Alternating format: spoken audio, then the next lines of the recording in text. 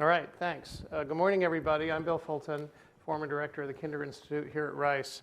This has been a very interesting morning. First of all, I want to say thank you to Moshe for his persistence in getting this, and not only having this conference actually occur, but also we're glad to have you here now this morning. And thank you, Tony, for everything that you've done. I found the first two presentations really, I'm going to talk about technology in cities, but I found the first two presentations pretty interesting for a variety of reasons, definitely multidisciplinary. As I go through my conversation about how cities are changing because of technology, and particularly about how city operations are changing because of technology, I want to bear in mind what Fred said, that accurate prediction does not necessarily lead to understanding, which I think is a very good point. And I was very stimulated by Beth's talk because as a visually impaired person, I have to depend on technology imperfectly to manage my way through the urban environment as somebody who doesn't drive and can't see very well. The question that Moshe asked me to talk about is how will technology change cities in the future? I actually am going to talk about how technology has shaped cities and has created cities in the past, and a little bit about what that's going to lead to. You know, in my world of urban planning, we often regard cities as humankind's most complex creation. And the more technologically advanced our society becomes, the more complex cities become. This is just a pretty typical view of a city, and you can see all the different technologies that are required in order to maintain that thing all the time. All of you arrived here using some kind of transportation technology this morning, probably almost without exception private cars, which have shaped cities more than anything else in the last 100 years. And last week, we discovered that a technological defect can shut the whole city down when we had the boil water requirement for 2 days. And thinking back 2 years to the freeze, very similar things at that time.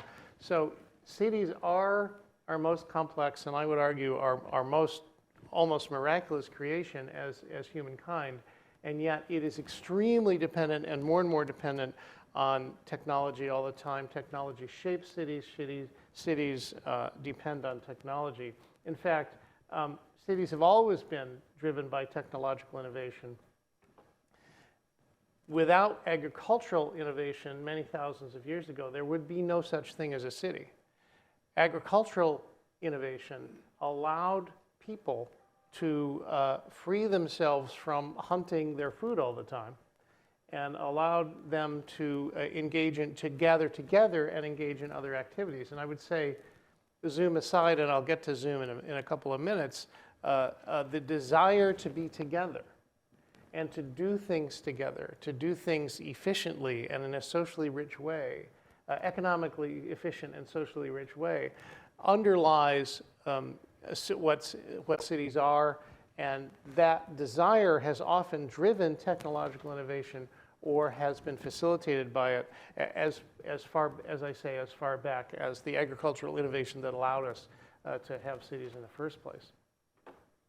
And curiously, technological innovation has always led to both agglomeration and decentralization in cities. So here's an example. This is a medieval clock tower, right? This was an extremely important technological innovation at the time for two reasons.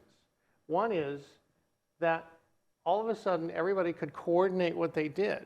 Prior to the creation of a medieval town clock tower, nobody knew what time it was. I mean, they knew what time of day it was generally, but they couldn't precisely align their activities. This was an incredible technological breakthrough at the time, but it also meant that to participate in the city, you had to be close enough to the clock to be able to see it. So that was a limit on outward urban expansion at the time. But this is a good example of, from our point of view, and early, really only a few hundred years ago, technological innovation that shaped cities and shows how dependent cities are on innovation. So, for example, the 19th century, which was one of the most important centuries in terms of urban expansion, all of a sudden, the elevator allowed us to centralize activities and making skyscrapers possible. This is a picture of what was regarded in the 19th century as the very first skyscraper. And without elevators, this would not be possible. Until we had elevators, we only went up to about 5 stories because that was about all anybody was willing to walk. But at the same time, transportation technology facilitated suburbanization.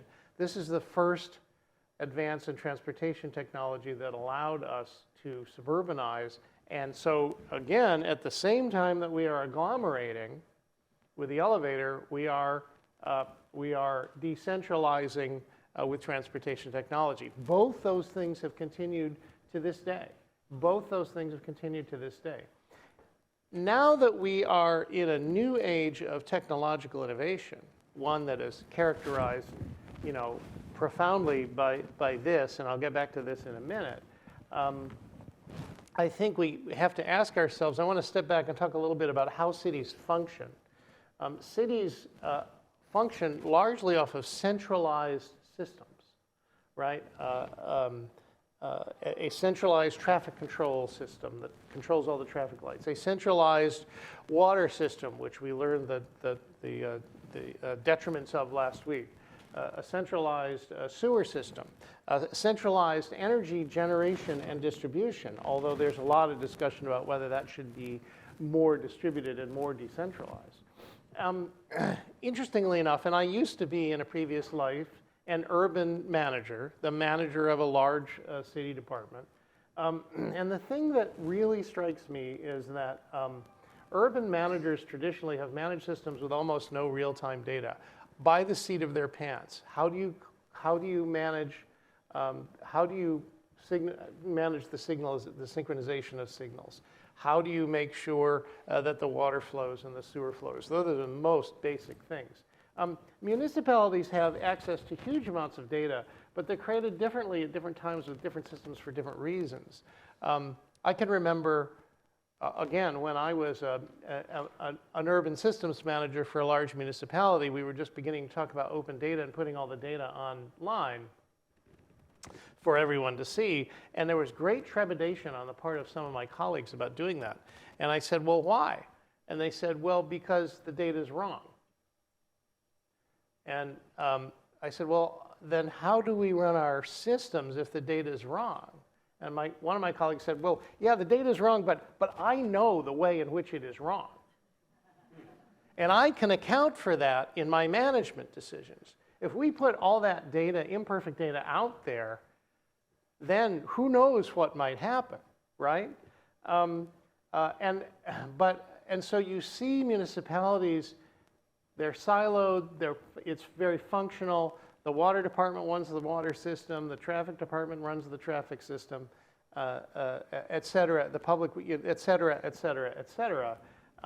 And that's why you have huge amounts of data, but that is very narrowly created and used for very narrow purposes, used for basically operational purposes. And I can tell you, when I ran the Kinder Institute, we attempted to negotiate a comprehensive data sharing agreement with the city of Houston for us to get all of their data and use it. That failed. And it failed for many of the reasons that I just described. The urban managers were reluctant to let that data go. Obviously, there's some privacy considerations depending on the data set, but a lot of it did not involve privacy considerations. There was a tremendous reluctance to allow the data to go out into the world, interact with other data. So you see a kind of a typical bureaucratic resistance to that. Technology is beginning to, so if you think about the history of cities, you find that the last major technological change occurred when cars were introduced to cities. That began in the early 20th century and took hold really in the 1920s. We've been building cities around cars now for about 100 years. We've been building cities around cars now for about 100 years, and we've gotten better and better at that. Now, all of a sudden, as I say, who needs a car when you have one of these things, right? This thing tells you where things are. It tells you how long it'll take to get them. You can order things to come to you rather than you going and get things. And if you do need a car, like I needed a car to get here today, it'll get you a car and a driver in a matter of a couple of minutes. This was unimaginable 15 or 20 years ago, and yet very commonplace today. So I think we are on the cusp of an enormous technological change in the way cities function. We will continue to be very dependent on cars. Dominic and I were talking about the switch to EVs this morning. That'll solve some problems and not others, right? That'll help us with emissions, it'll help us with noise, won't help us with traffic congestion. Electric vehicles get congested just as much as any other. So there's pros and cons to this.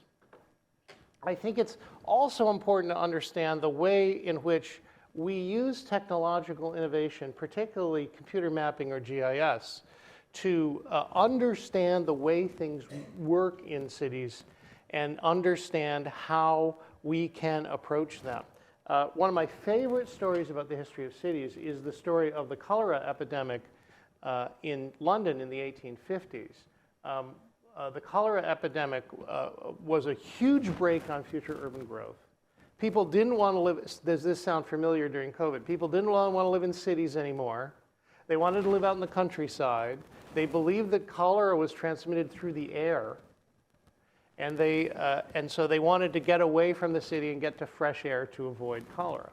Then this physician named John Snow, this guy here, actually did the first, he's called the father of GIS because he overlaid two data sets on a map. The first one was the cholera cases, and you can see in the background of his picture, the first one was the cholera cases, and the second one was the location of the public wells in London, in the particular neighborhood of London that was most significantly affected by the cholera epidemic. And you know, the first map overlay ever done, right? And guess what? He found that there was a strong relationship between the location of the cholera cases and one particular well, and that particular well had been poisoned, you might say, by human feces being deposited near it from people who had cholera, so it was seeping into the water. Well, that led to a dramatic new understanding about how cholera was transmitted. It wasn't transmitted through the air. You didn't have to go out into the country to avoid it. And it led to another great technological revolution, which was the revolution in sanitary water and sewer systems, centralized sanitary water and sewer systems in cities, which allowed a great expansion and explosion of urban growth. In the 1850s, during the cholera epidemic, similar to during COVID, there were predictions that cities would die. In the 20 years after the cholera epidemic, London doubled in size. So in that case, the precursor to a technological innovation today that we rely on all the time led to insight, which led to further technological innovation, which allowed people to live in cities much more comfortably and much more safely. And we still do this today. This is still one of my favorite maps from the Kinder Institute. This is the heart attack map of Houston.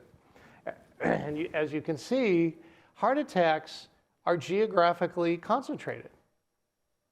Who would have thought heart attacks were geographically concentrated? Asthma, sure, right?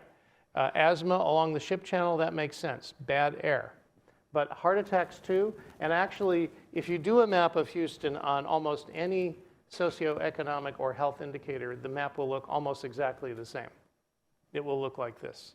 And so that has led us to great insight into how cities work, the differences, the geographical differences, why geography and where you live and where you operate is important, not just in terms of air pollution, but a whole wide range of socioeconomic factors.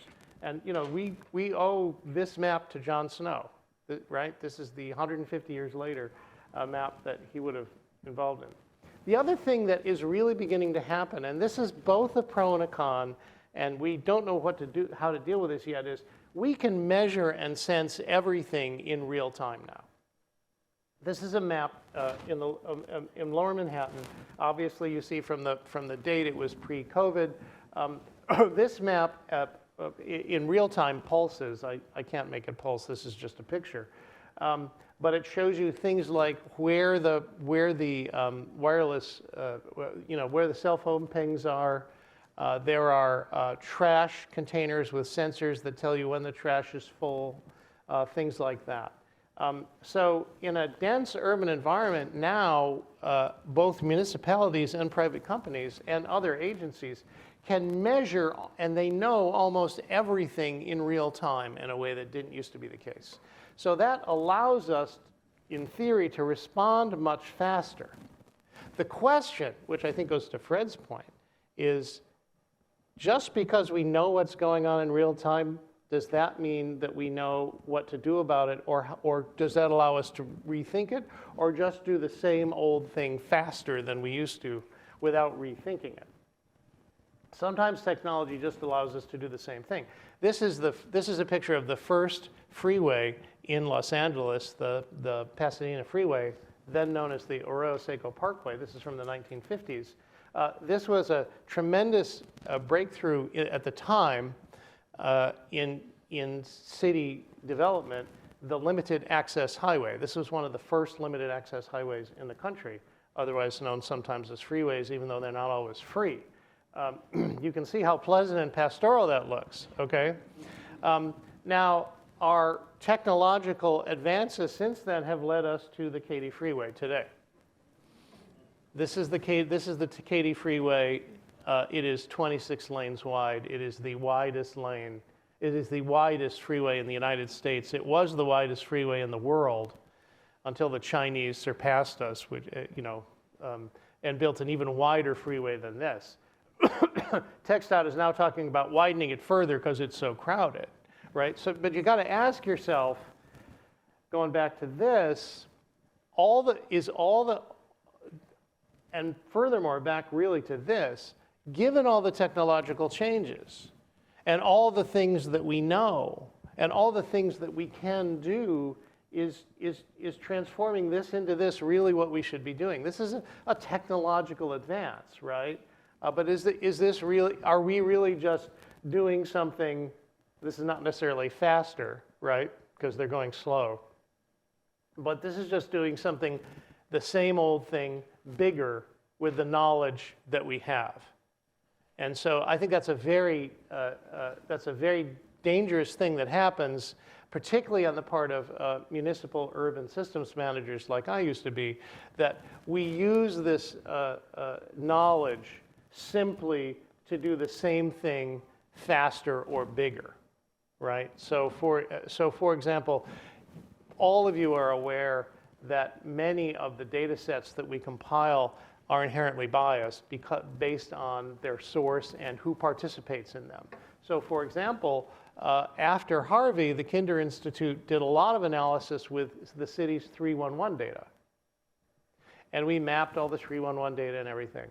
And it's the 311 is like, I called 311 the other day because a tree fell down into the street in front of my house, right? That's the kind of thing 311 is. And there was a lot of that stuff after Harvey. That map, the map of the 311 data looked a lot like this map in the sense that the light colors here where people don't have heart attacks are also the places where all the 311 calls came from. That allowed the city to respond more quickly to a set of reported incidents that were reported only by certain people, not by everyone. It's not an objective analysis of what needs to happen. We also mapped, by the way, 211 data. People call 211 to say, I need food, I need to pay my electricity bill. That was almost the opposite map. And so you really have to be careful with that. But the point I want to make is simply being able to use all this data and technology we have to do the same thing we've always done, only do it faster or bigger, isn't necessarily making our cities better. And we are at an inflection point in the history of cities where we can change things dramatically. We can we have reached the limit of a lot of these systems. After 150, these systems basically go back 100. These centralized systems basically go back 150 years, right? So now that we know, for example, now that we can map and track real-time energy use in every household,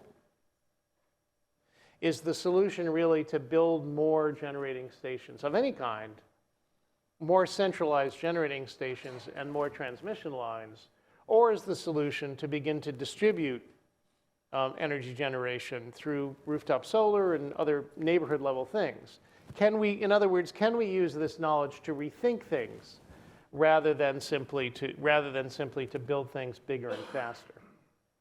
And as I say, it does, going from here to here doesn't really accomplish anything if you think about what the next step is. One of the major technological breakthroughs that people are waiting for with cities is flying cars. I have no doubt that Elon Musk is working on flying cars, right? But all you're going to do, if you remember the scene in Back to the Future where Doc Brown is in 2015 and he's on the Skyway and it's rush hour, he's up in the air, and it's just like being on the freeway now, right? That's not going to solve any problems because it doesn't fundamentally change what we do. It just moves what we do or make it bigger or make it go faster. And that's not necessarily progress, and that's not necessarily a solution. So does having all this real-time information help if all we do is pick up the trash faster rather than, for example, rethinking why we have trash in the first place and what to do about it?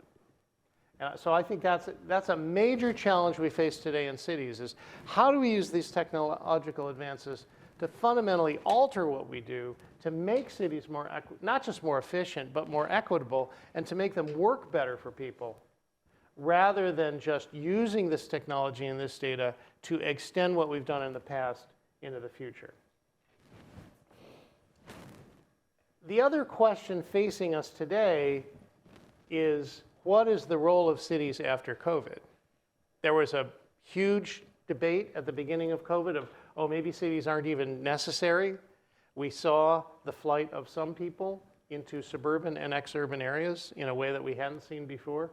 We saw the rise of Zoom. Do we really need this when we have this, right? Cities exist because people come together both for social and economic reasons. If they can come together this way, will they still want to come together this way?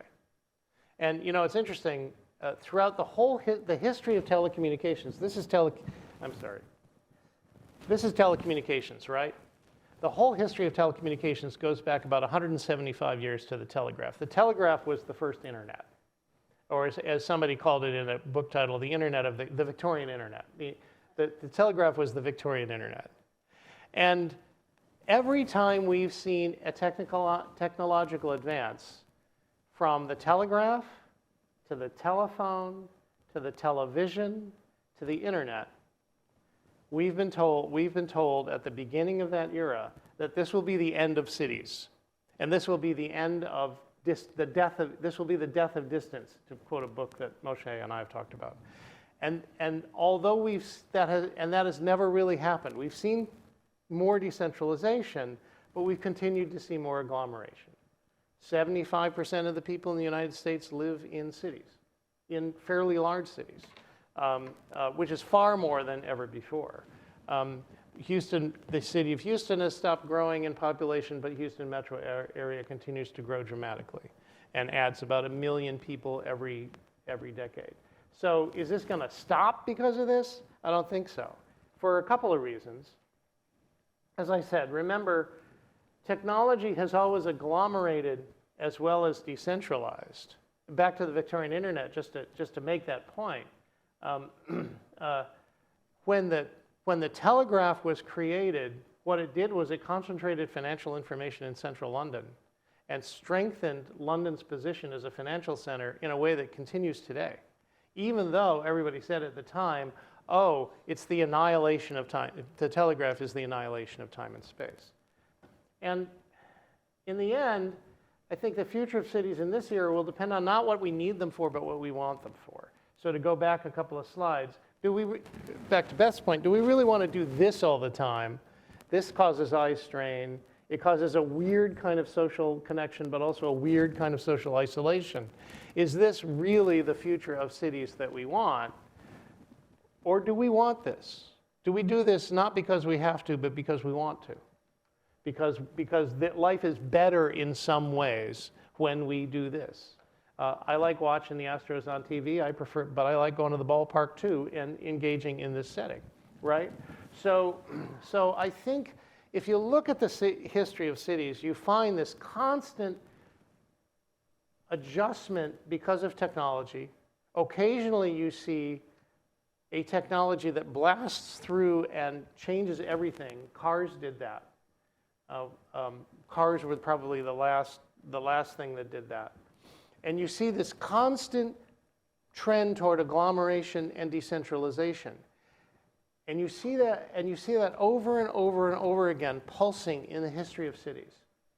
And I think now that we are as I say, on an inflection point for cities and all human settlements regarding technology, we're going to see that again. We're going to see more decentralization, more agglomeration. And the big question is, are we going to use this technology just to make these cities be more of what they've been for the last 50 or 100 years? Or are they going to be fundamentally different? Of course, nobody wanted to commute to this workplace. This is pretty representative of my first workplace. But maybe people do want to commute to this workplace, right? And some people may still want this kind of suburb. But other people might want this kind of suburb. This is actually a suburb. This is Rockville, Maryland. This is the central part of Rockville, Maryland. So, of course, we're not going to drive across town if we can do this. And one of the big changes we've seen in the last 2 years is that people, even local people, have meetings on Zoom so they don't have to drive 20 minutes or 30 minutes to see each other. But the richness of in-person interaction coupled with technology means we always want this too.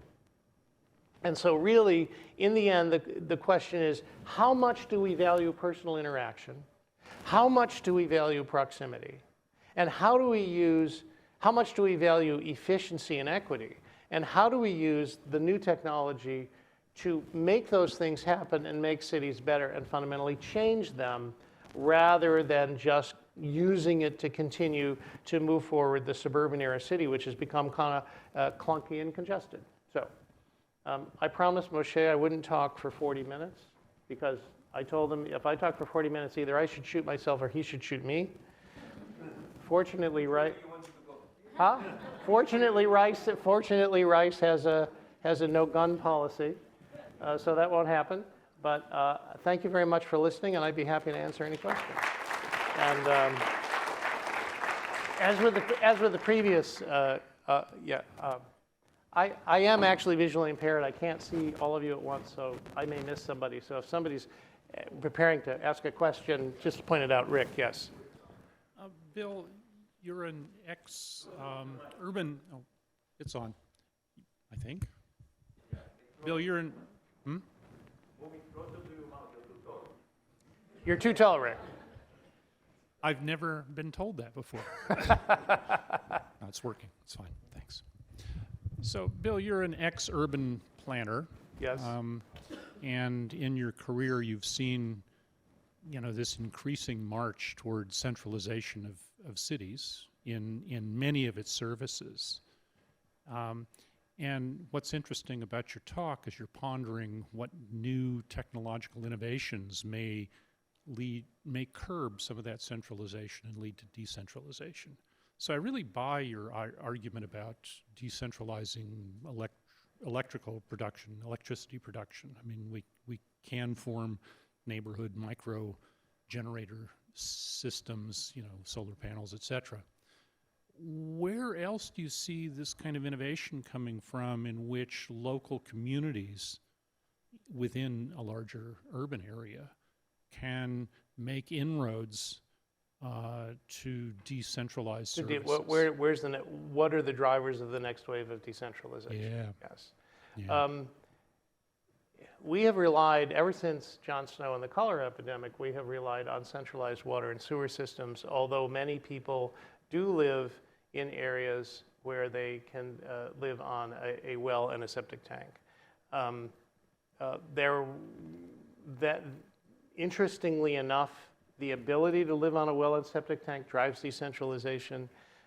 If you compare the South, for example, to the West, the cities of the South to the cities of the West, the cities of the South are much more spread out. They're much more sprawling because many more people are on well and septic, whereas in the West, everybody's on water and sewer. So if there was a way to crack, particularly sewer, it took the septic, because septic, if you become too reliant on septic, it causes environmental problems. If you could crack that problem, that would be a big decentralizing factor. The other big question is what happens to jobs? Because people are mobile, and people have moved to suburbs for, whenever they could over the last 150 years. But jobs have been sticky, as geographers say. If you think about Houston, Steve Kleinberg always says Houston is a multi-centered city. But the interesting thing is, it's not a completely sprawling city. Houston has 5 or 6 gigantic job centers, and we are in the middle of one of them, right? So the vast majority of commuting goes to downtown, to the Galleria here, to the energy corridor, to the airport, places like that.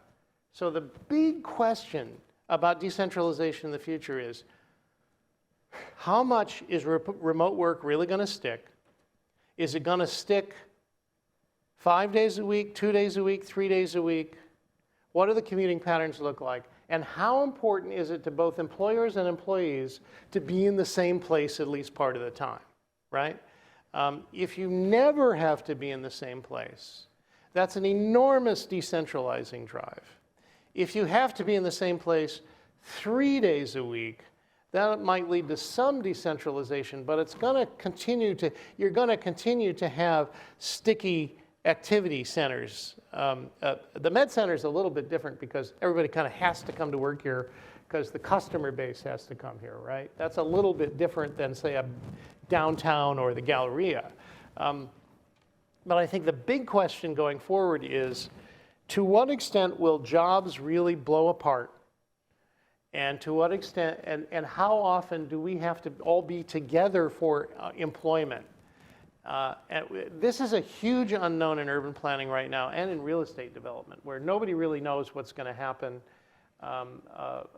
Companies and commercial real estate developers are creating more amenity-rich workplaces to try to get people to come. And workplaces are becoming much more where you come to interact like this, rather than just where you go to do your work. I think that's the big decentralization question, right? Dominic.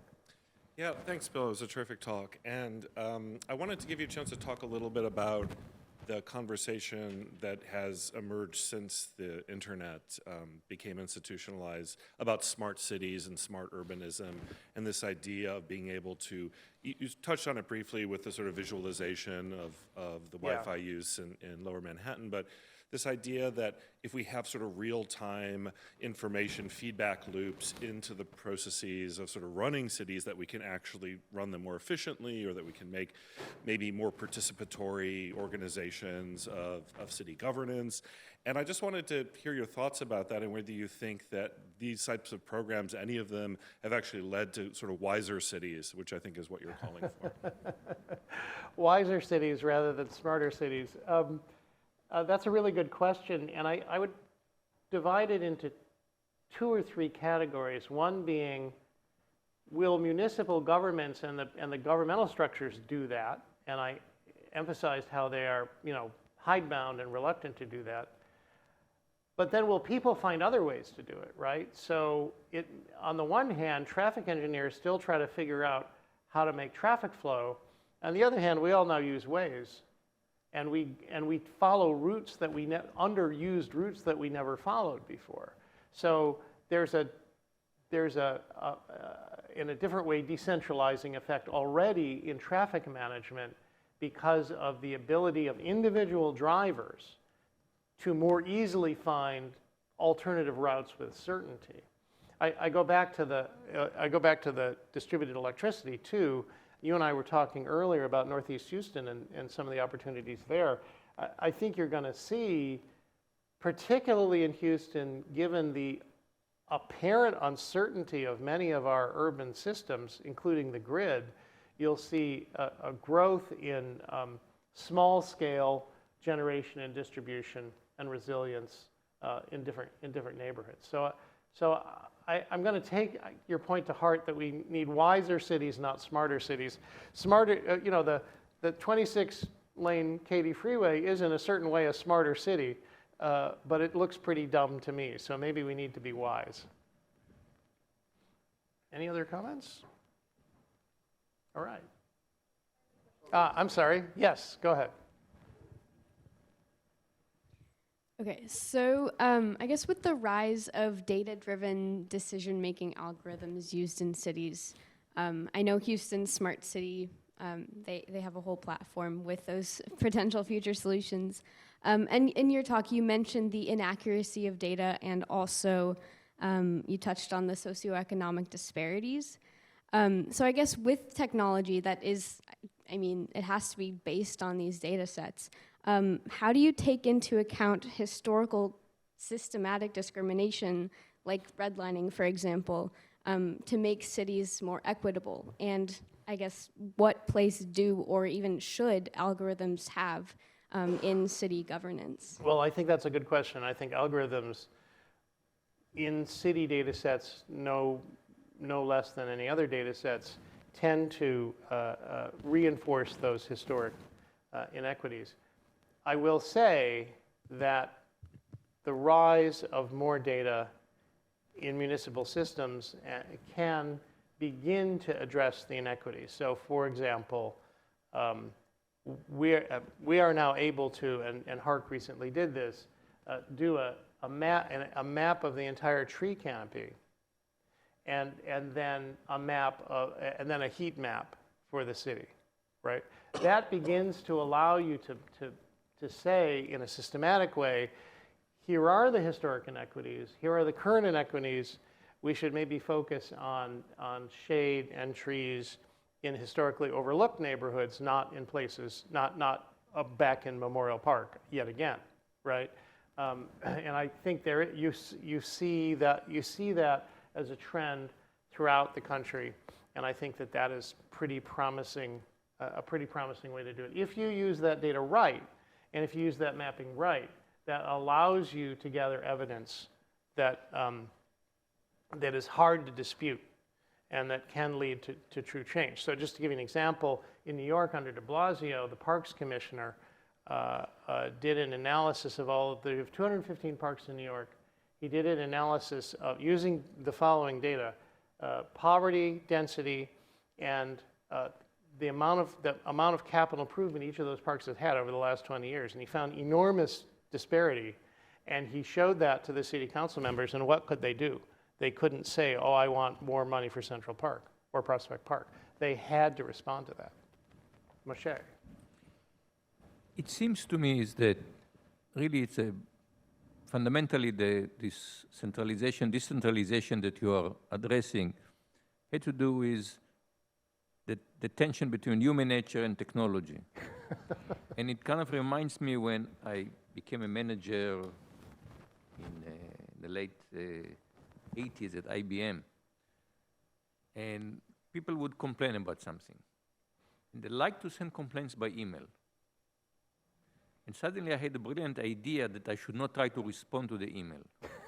That if you send complaint, that I would walk down to the office and say, let's talk about it. Yeah, and that would narrow the differences. And usually then we would resolve it. Right. And email battles just become flaming wars.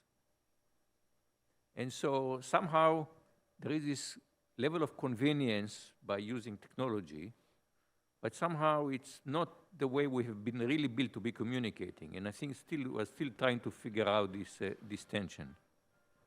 Yes, I agree with that. And I also think the point I made earlier about there being siloed data sets is a problem in municipal government. So when I called 311 the other day, I got an email in response saying my problem had been resolved, and the tree was still there. and the problem had been resolved by the 311 people telling Public Works to go pick up the tree. Right? So again, I think you're right that the electronic communication has some potential deficiencies. Anything else? Well, thank you very much. Oh, one more. We have another question. Hi, Janice. Can we get the mic to Janice? Yes, right.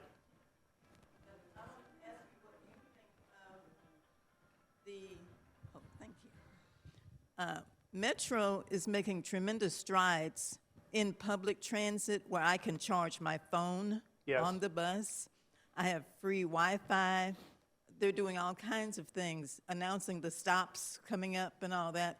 What do you think of that as far as changing possibly how people move around in the city here as opposed to just driving alone in their car? Yeah, long I think distances? there's a pretty well documented trend among people much younger than you and me, Janice, that they are not as interested in cars as they used to be because there are so many alternatives. It's an enormous investment to do what Metro has to do everywhere in order to make that convenient. Also, as you know, and you probably do this, you can just text Metro and find out when the next bus is coming to the stop you're at. Right. But the combination of making public transit convenient and accessible and standing in the shade, for example, is an enormous investment that I think is still the biggest barrier. But I think there is increasing consumer demand for that kind of thing. Like I say, when I lived in Washington, D.C. a few years ago, and I lived among all the kids, I realized they all wanted one of these and they didn't really want a car, right? And I think that is increasingly, there is a market segment that wants that. So, thanks, Janice. Too, because of my age, which is great. Well, I'm glad to see you out and about, Janice. Thanks. Anything else? I'll turn it back over to Tony.